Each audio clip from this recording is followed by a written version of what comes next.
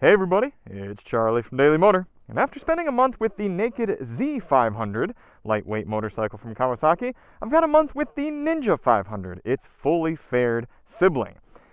I have enjoyed this bike oh so very much. In fact, this is the second review that I've shot on it because I left my house about, I think it was late last week, and went out and shot a review.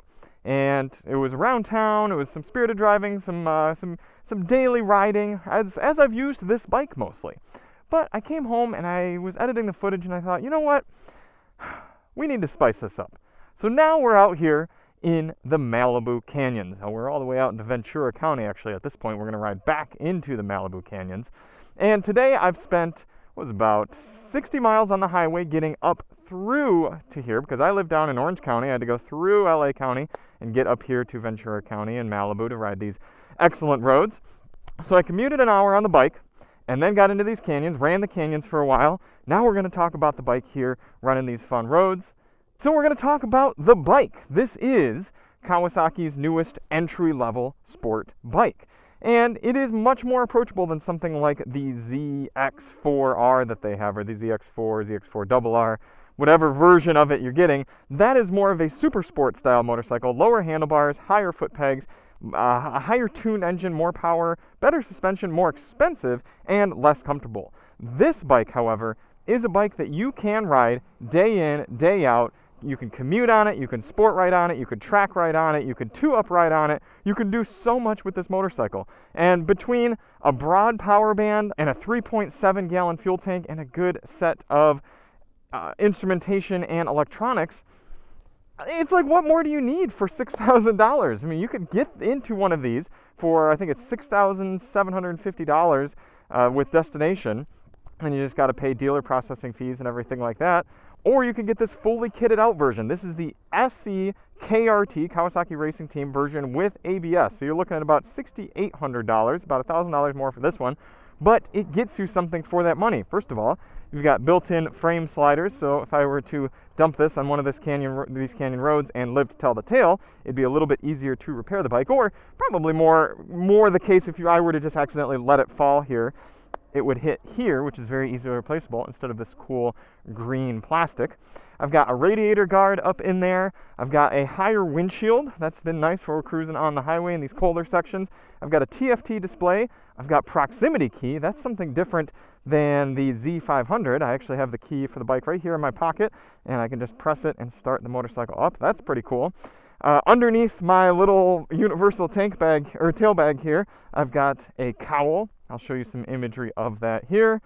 And I think that's and then these tank grips right here. Those are added with the SE model as well. Oh, and the USB-C port, which admittedly I have not used yet, but I did bring a USB-C cable here today just in case I do need to charge up one of my devices. Add ABS on there, and this bike is giving you a lot for that sub $7,000 price tag. And I've just enjoyed having it so much. I have multiple different bikes in my garage, and this is the one that I'm grabbing the keys to most regularly. So without any further ado, let's get on the bike. If you do want to see any more on the Ninja 500, check the link below. I've got a few other videos on it, including a fuel economy test, where we test out what sort of fuel economy you could expect if you were commuting around on the bike. And then I've also filmed a no talking ride on some of the sections here earlier today. Quick side note, wearing my Helite Turtle 2 airbag vest, my high-vis one. Usually I wear my backpack, but they're actually backlogged. They're out of stock of the replacement cartridge for it, so not able to wear that. So I've got my tail bag, I've got my Turtle 2. I am protected. Oh, this is just, even after a few hours in the saddle, I'm not too uncomfortable. I mean, my butt's a little bit sore, but I mean, if you sit anywhere for 2 hours, you're going to be a little uncomfortable. Pop up on it, press that in, and then turn it. Bike comes on. I'm going to click myself into my airbag tether. It does say we need fuel, doesn't it? I'm hoping that levels out to not flashing here soon, because I really don't want to go get fuel right now. Let's see what happens. If that doesn't change, then we'll have to amend our trip here a little bit and head straight to the fuel station. Well, we have not gained any extra range at this point. I really don't want to risk it out here in the canyons running out of fuel. So I think we're going to amend our trip a little bit. This is going to turn into a coastal ride before we get back into the canyons. Now, many of you watching this are going to be very familiar with the Ninja 500, whether you're a Ninja 400 owner or a 300 owner, or you're just a bike nerd, or whatever reasons. A lot of people watch videos on stuff they already know about. But some of you are going to be entirely new to the bike world, or at least to this model, newer model here from Kawasaki. Now, they've had entry-level motorcycles in this class for a number of years. We had the Ninja 250 for many years, and then finally it graduated to the Ninja 300, got fuel injection, a little extra power and cooler styling. Then you got the Ninja 400. The Ninja 400 bumped up displacement, bumped up power, and really took it to being a bike that, instead of just starting out on for a year or so and then trading up to something like a 5 or a 650, all of a sudden that was a bike you could stay on for a number of years and enjoy it at any level of your riding career. And then for 2024, Kawasaki decided to bore the motor out a little bit more, up to 451 cc, and give us this, the Ninja 500. Now over across the pond, you've got graduated motorcycle licenses. So if you want to ride a motorcycle, you have to have an A1 or an A2 or an A3. I actually don't know how many numbers it goes up to, but you can ride certain powered motorcycles based on your licensure. And the A2 motorcycle license limits you to, I think it's 47 brake horsepower. They measure their horsepower slightly differently there. 47 horsepower. I don't think there's a pound-foot restriction. Maybe there is, not 100% sure. But either way, this bike, in order to fall under that A2 classification, has to make less than that amount of power. So you're gonna see a little bit of a limit up there at peak horsepower. And in the States here, we're looking at 51 horsepower for this bike. However, the larger displacement does mean that we've got a more broad power band and a little bit more usable torque down low. 37, or I think it's actually 38 pound-feet of torque rounds up to on this one. And that adds to the daily usability of this motorcycle. I'm just in 6th gear right now, and I decided that I no longer wanted to be behind the Psionic 5. 6th gear, roll onto it, about 6,000 RPM, plenty of power to accelerate. I mean, doing highway speeds right here and up a hill, still have usable power. In fact, maximum torque comes in at 7,500 RPM on this bike, so you don't always have to be in just the right rev range in order to get usable power on here, unlike you had to in something like a Ninja 200 or the 300. Now, admittedly, I've got experience on the Ninja 250 and the Ninja 650. I don't have experience on the Ninja 400, so I can't sit here and confidently tell you how much better or how much more usable or how much more powerful it is than the outgoing model. What I can tell you is it's enough power to put a smile on your face, it's enough power to get into trouble, and it's enough power to get up to triple-digit speeds with some patience. However, it is not so much power, something like the 650 class, where once you twist your right wrist and you get fully in the power band, all of a sudden you start getting the fear of God put into you. And that's the only, I don't even know if I want to say criticism I have, but the only downside I would say to sticking with this 400 to 500 cc class of motorcycle as opposed to stepping up to something like a 650 is that you don't get that eye-opening blast of power and speed that you get from the 650 class of motorcycles and above. Now, by all means, there are plenty of people who don't need that level of power or who don't want that level of power, but just keep in mind that you're not getting it here on this motorcycle. And for me, when I ride, generally speaking, I'm totally within the bounds of this motorcycle. And like I said, I've been grabbing the keys to this bike, even though I have many more powerful motorcycles in the fleet. However, if I were putting my hard-earned cash down on it and it were a bike I wanted to own indefinitely, I would want to have a little bit more of that power just for those few occasions when I like to really rip it. I'm not talking 1000 cc, 1300, you know, anything crazy. I'm just talking right there around that 80, 85 horsepower mark where you can really get on it and really, really wake yourself up, if you will. I mean, this bike, even right in the power band, if I go, let's see, 4th gear, let's even go down to 3rd gear. it just accelerates up here. It doesn't pull hard, it just accelerates. It continues. I knew I should have gotten fuel earlier. There was a part of me who said, hey man, just stop, fill up on gas now, and then you'll be good for the rest of the day. And then another part of me was like, no, I'm not ready to stop yet, I want to keep going. And alas, now we're slogging back through the coastal road instead of taking the canyons because we got to get to the nearest gas station. When you're not riding like an animal, however, this bike does have very usable range. 200 or so miles based on the tank size and average fuel economy. I think you'd have to squeeze a little bit to get 200, but it is certainly doable. Today I've ridden 160 miles on this tank, and yeah, that was with a good amount of park canyon riding and highway riding, and here we are, getting low. You can see how well I can view this TFT display even here in the bright daylight. Admittedly, I do miss the analog tachometer of my old Ninja 650 and 250, but not as much as I thought I would. The sweeping layout of this TFT display is still enough for me to glance down and kind of see where I'm at. And admittedly, you kind of learn when to shift just based on sound after you ride a bike for a little while, so it's not the end of the world that I can't see the tachometer quite as well as I could with an analog. It's just, I do miss the aesthetic a little bit. Regarding the windshield, I do appreciate the extra wind protection for my body. You're not getting the naked bike phenomenon where you kind of get pushed back like a wind sail when you're riding up at highway speeds.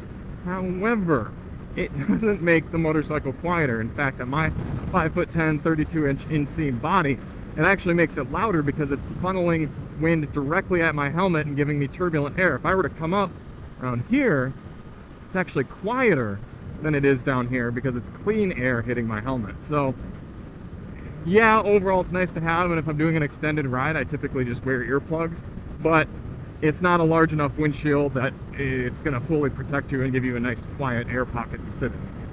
Another benefit of having the Ninja 500 as your daily bike, you don't need to put premium fuel in this motorcycle. It is tuned to fully run on 87 octane. Now, some people are going to be like, well, I always run premium in my motorcycle, it really doesn't cost that much more. Okay, fair enough. I mean, you do you.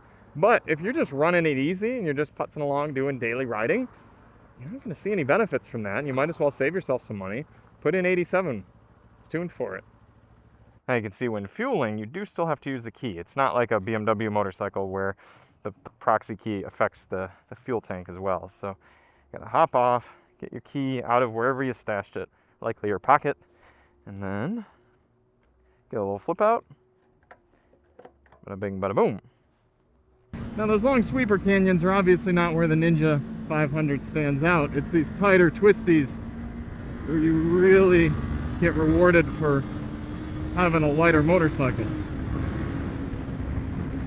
I will say the gearing on this smaller motor is a bit unfortunate because you kind of always want to be up in the power band, and second and third are fairly low, so in some of the tighter corners I find myself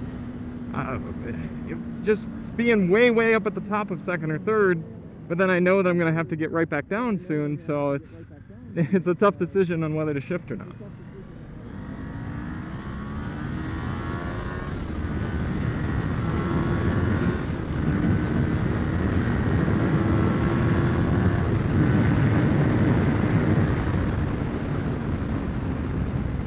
But fortunately, we do have that more broad power band that I was telling you about, so even though I'm a little low on RPM right now in third gear, I still have enough power to pull out with some fervor without dropping down into second.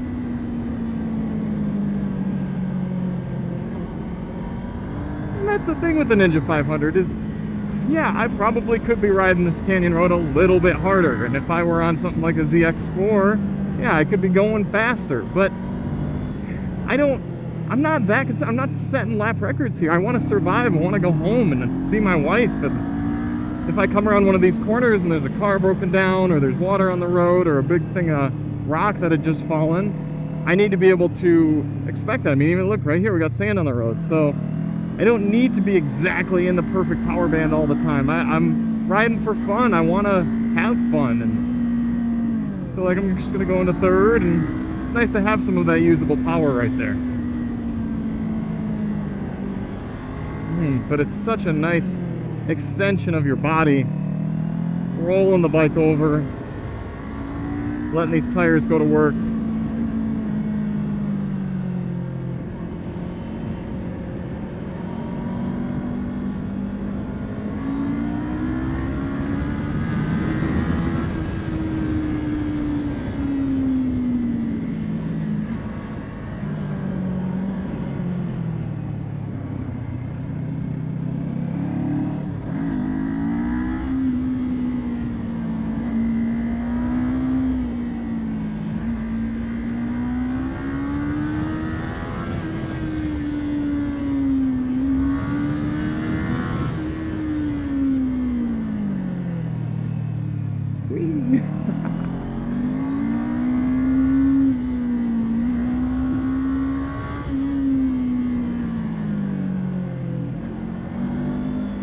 This one's fantastic. This is where you want an Ninja 500, right here.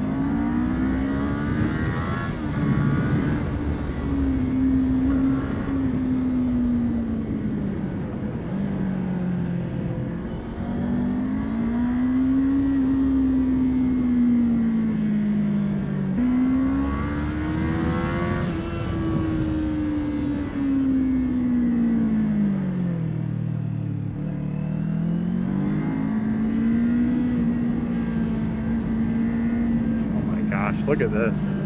This is amazing.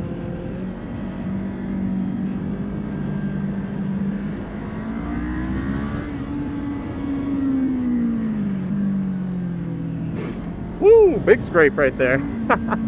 So you're a little less ground clearance maybe than you'd get on a Super Sport.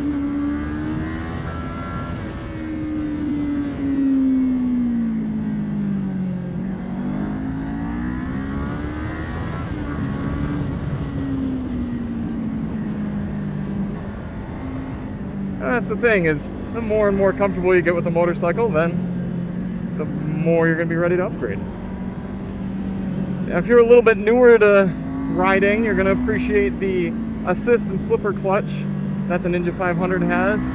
Makes it so the clutch can be really light, and it also makes it so it's less likely for you to chirp the rear tire as you downshift if you're not rev matching properly.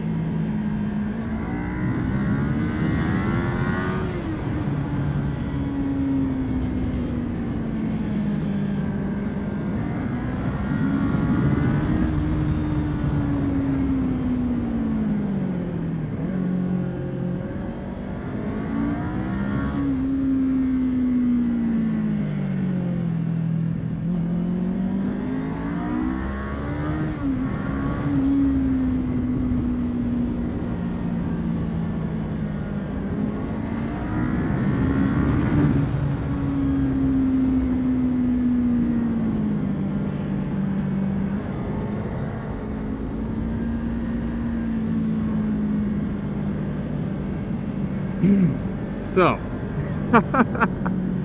oh, that was a hard section there of just concentrating and enjoying and riding, just riding. And it really speaks to the bandwidth of this motorcycle. I've ridden 133 miles so far today, just over 3 hours, and I'm still comfortable. I'm still having fun. I could not say the same if I were on a big boy super bike, super sport style, all tucked in and uncomfortable. There's enough room where I can sit up like this, nice and upright. I was doing this on the highway a little bit, or I can get way over down on the tank. A lot of flexibility on this chassis and on this platform, and for so many riders, this is going to be a great choice, regardless of what sort of riding you want to do. So, we have reached the bottom of this canyon road. We are back to the Pacific Ocean, and I am going to turn right back around and do it all over again. Because that's what you do when you're on one end of the road. You turn around and you take it back. So I'm going to record it. Feel free to watch it in the other video, in the no talking video, and I'm going to catch back up with you after today's adventure. Whew, back at home after what turned out to be a long day of riding, but like I said earlier, the Ninja 500 is a bike that can do it. It's not, even though I was uncomfortable by the end, I mean, I think we ended up riding for about 5.5 hours. 231 miles right there, 55.6 mpg, even with all that hard riding and some higher speed highway, still well over 50 miles per gallon on 87 octane. That's pretty awesome. My butt was decently sore by the end. That's to be expected. I mean, again, that's a long time in the saddle. I did stop for a little bit near the end to get some lunch, but whew, I had a lot of fun. And after spending a month with the Ninja 500, I do like it better than the Z500. Now, I am going to be shooting a full comparison between the two bikes, so check the link below if you want to see that. They are very similar. The frames are essentially the same, the motor's essentially the same, just a little bit of difference when it comes to obviously the fairings, the styling, a little bit of the rake I think is slightly different, and you're going to have a little bit of a smoother ride at higher speeds with the Ninja. But to me, it just feels a little bit cooler. It flows a little better. I just prefer the general feel and vibe of the Ninja over the Z. It's kind of just choose whatever you think looks cooler at the end of the day. But for me, I would be taking the Ninja. Any faults I do have on the bike are simply that the motor, despite being competent, doesn't have a lot of character. So for me, I would want a little bit more of a 650 class bike, one, to get that extra thrill up in the top end, but also just to add a little bit of spunk to the machine. I mean, character doesn't have to mean full power.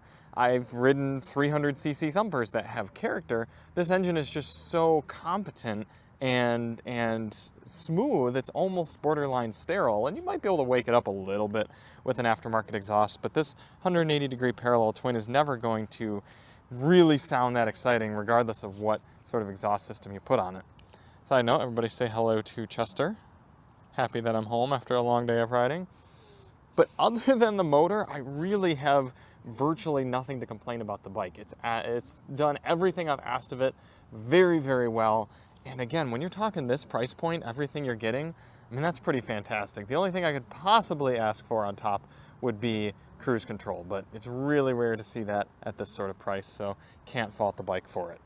So thank you all so much for watching. If you do want to see more on the Ninja 500, check the link below. I'm going to be putting up that full canyon run, no talking, and check the link below for our Z500 reviews and all of our other bike content, and we'll see you on the next one.